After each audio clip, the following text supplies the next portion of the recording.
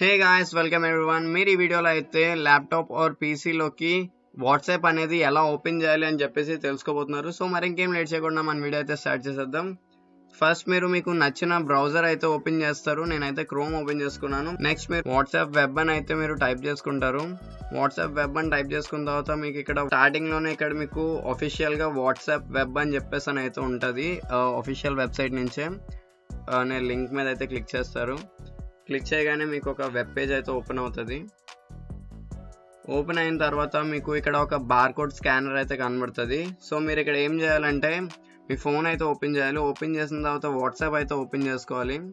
WhatsApp open చేసిన తర్వాత మీకు రైట్ సైడ్ అప్పర్ కార్నర్లో 3 డాట్స్ అయితే కనబడతాయి. దాని మీద అయితే క్లిక్ చేయాలి. క్లిక్ చేసిన తర్వాత లింక్ డివైజెస్ అని చెప్పేసి అని అయితే ఉంటుంది. సో మీరు అక్కడ లింక్ డివైస్ అని చెప్పేసి క్లిక్ చేయాలి.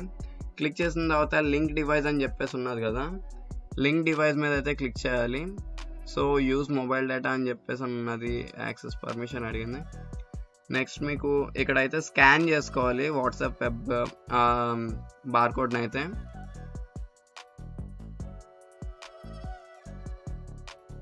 స్కాన్ చేసిన తర్వాత లాగిన్ ఇన్ అని చెప్పేసి అని అయితే వచ్చింది. సో మీకు ఇక్కడ ఫోన్లో అయితే లాగిన్ అని అయితే వచ్చేసింది. ఇక్కడ మీకు డెస్క్టాప్లో అయితే మీకు చార్ట్స్ అనేవి లోడ్ అవుతుంది. కొంచెం ఒక 10 seconds టైం అయితే పడుతుంది. సో ఫాస్ట్గా అయితే ఓపెన్ అయిపోతుంది.